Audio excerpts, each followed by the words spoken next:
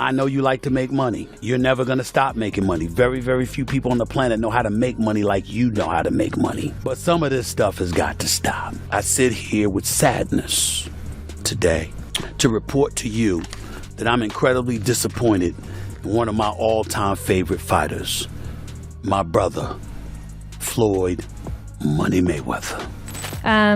So that article sparked rumors that you are bankrupt. How do you respond to that? I don't think you have publicly responded yet. Everybody's entitled to their own opinion. I mean, if we call having 2 private jets, owning 100 buildings, being able to do what you want to do, if that's bankrupt, then I'm pretty sure everybody want to live like that. That's all he need to do to erase that debt. Don't go to the damn poker table. Don't go to the blackjack table. Don't go to the slot machine, for crying out loud, even if it's only asking you for $1. Don't do it. Stay the hell out of A. Smith has raised concerns that Floyd Mayweather's extravagant lifestyle and constant high-end spending could eventually put his financial future at risk.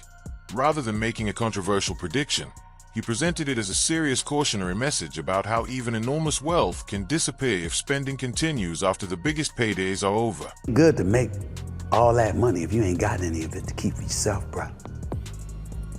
When you look at the Vegas casinos, just think twice about going down there yourself. That's all. Send your boys to do it for you. Order room service. Chill out, do something. Anything but gamble, bro. Keep your money. Because as great as you are, I got news for you. You ain't gonna be able to perform like that forever. We all get old. Father Time is undefeated. Make sure your wallets are fat when that day comes for you. According to Smith, Floyd Mayweather is believed to have generated roughly $1.1 billion over the course of his boxing career. However, he argues that the extravagant image and luxury lifestyle that helped create the famous Money Mayweather persona may also be limiting how far that wealth can go, despite the enormous earnings many fans associate with his success. He's a gambling addict. He's got baby mamas all over the... What do you mean is he broke? Of course he's broke. What boxer do you know that isn't broke? What a ridiculous question. But it's the fact that they're attempting to tease him. I mean, first off, they're asking the question. Look, I've told you until I'm blue in the face. The numbers that you hear in boxing simply aren't true. Floyd made $1 billion. No, he didn't. Floyd and Conor made $500 million.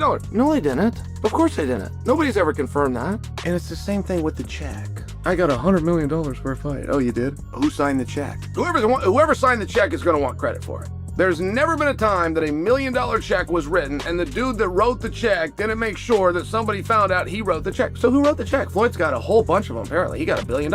Who wrote? For years, Floyd Mayweather built his public image around extraordinary wealth, regularly showcasing piles of cash, designer watches, private jets, luxury estates, and an extravagant lifestyle.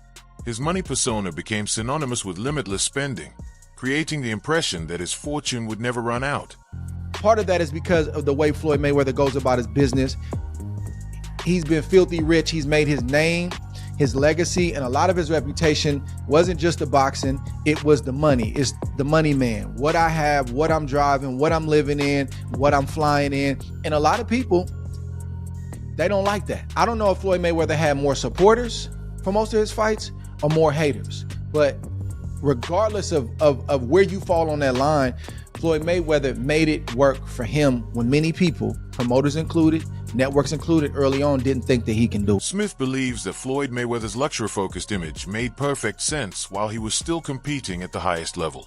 During the peak of his career, when he was reportedly earning between $100 million and $200 million for major fights, extravagant purchases became part of his brand.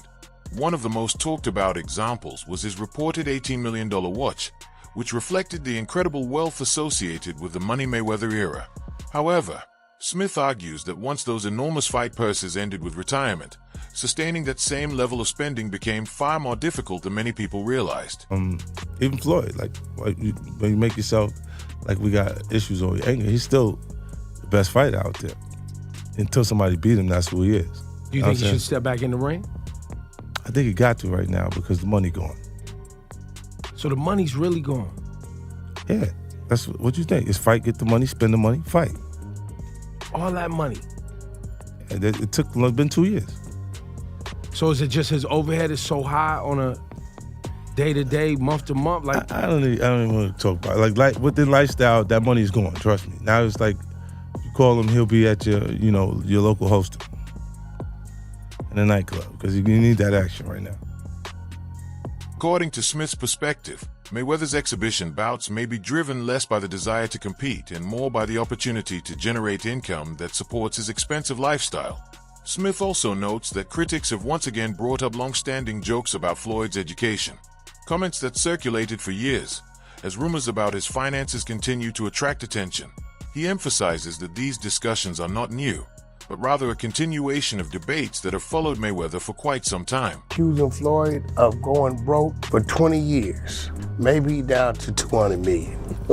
Maybe that's his broke. I don't know. maybe that's What I do know is his homes are still there. Every time he called me, his stars on the roof, right? So I don't know, unless somebody has hacked into this man's finances. They always accuse the man of going broke. Maybe he's bored. Maybe somebody came and told him, man, we got 200-300 million, man, to get in the ring. I can guarantee you, he ain't broke.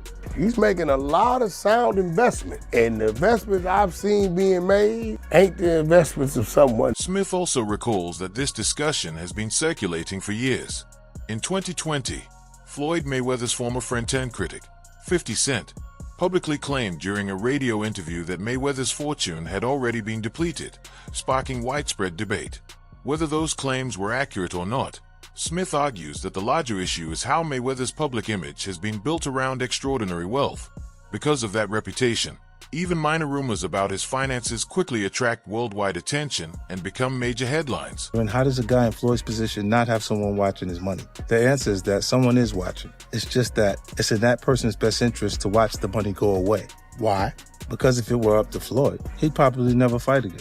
He's got an undefeated record, something he's extremely proud of. So if you see him talking up about that doesn't make sense, like fighting the MMA star Conor McGregor or the Japanese kickboxer Tenshin Nasukawa, it means one thing: the money is gone. That's why it's in the manager, promoter, and accountant's best interest for him to stay broke. Otherwise, he's never going to lace those gloves up again and bring in another match. As speculation fueled by Stephen A. Smith's comments continued to spread, some people began joking that Floyd Mayweather was on the verge of financial collapse.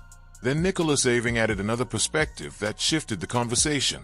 Rather than making direct claims about Mayweather's actual bank balance, Irving said he had personally witnessed Floyd's extravagant lifestyle, offering observations instead of trying to calculate his wealth. According to Aving, the real story is not about a single luxury purchase or an occasional display of wealth. He describes a lifestyle defined by constant high-end spending, where expensive jewelry and designer items are only a small part of the overall picture. In his view, the scale of that lifestyle is what has made the public debate over Mayweather's finances so fascinating. Like, what is broke? He don't have $0. Floyd still has money, a lot. I just think that maybe the lifestyle and, I don't know, maybe catching up. I mean, I don't know. He's got money coming in. I don't know if he still has was it the girls' lounge or something? Irving describes Mayweather's lifestyle as operating on an extraordinary scale. He says Floyd often traveled with a large entourage, reportedly numbering around 40 people, while regularly spending on luxury shopping, fine dining, private jet travel, high-stakes gambling, and even renting out entire movie theaters for private screenings. According to Irving, these lavish experiences became part of Mayweather's public identity, making extravagant spending just as recognizable as his success inside the boxing ring. Irving also claims that spending hundreds of thousands or even close to $1 million in a short period seemed routine for Mayweather. While those figures sound unbelievable to most people, they fit the image of a fighter who earned massive purses throughout his career and built the Money Mayweather brand around an unmatched display of wealth. At the same time, Irving does not fully embrace the financial rumors, suggesting there is more nuance to the story than simply assuming Mayweather is running out of money. But no, it was, he gets money, I just don't know how much, but I don't pocket watch. But if he is going broke, then it makes sense why he is fighting. I've heard rumors, I've heard the rumors too. I just don't know, like, how, like, what is broke? Broke to me is like having $0.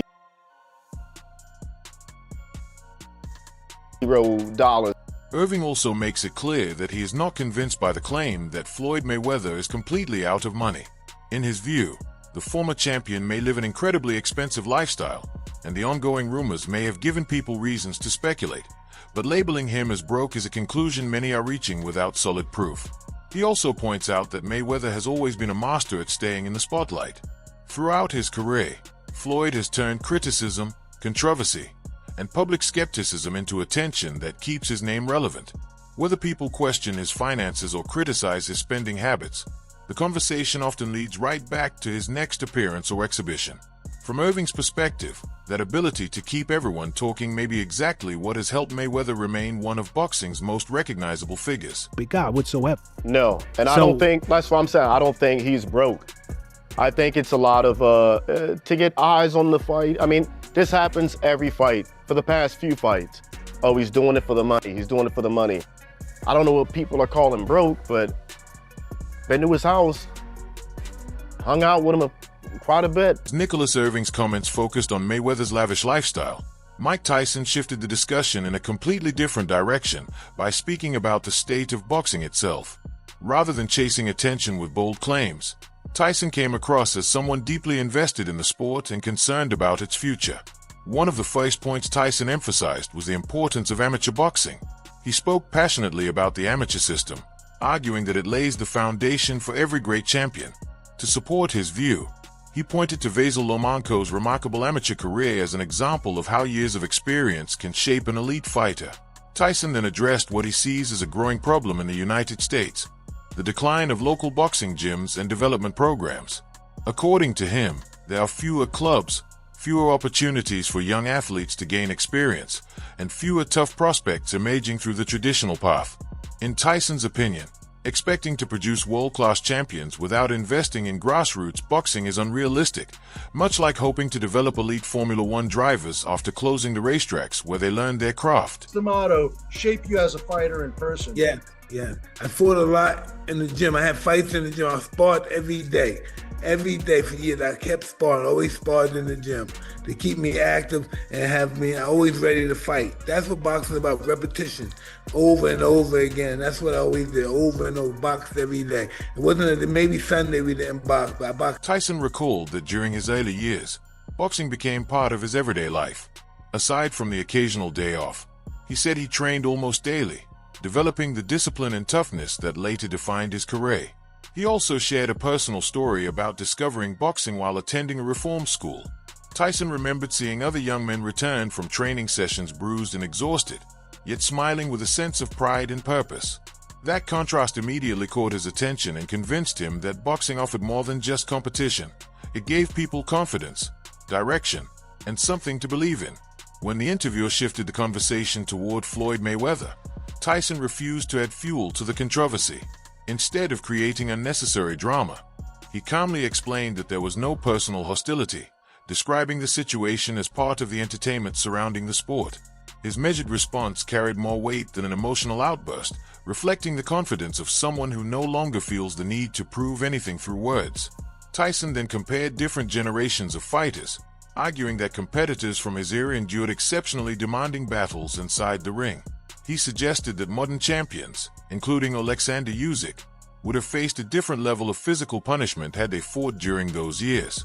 At the same time, Tyson praised several of today's top boxers, giving credit to Terence Crawford, Shakur Stevenson, Keyshawn Davis, Naoya Inoue, and David Benavidez for their talent and accomplishments while expressing confidence in the current generation of elite fighters. You said you wanted to knock out Floyd, Mike. Where's all this animosity coming from? This is supposed to be a fun exhibition. I have no animosity. We as boxing. We're two fighters. We're boxing. So this is going to be a show? I'm not knocking out anybody. Nobody's knocking me out. We're going to fight. We're going to fight.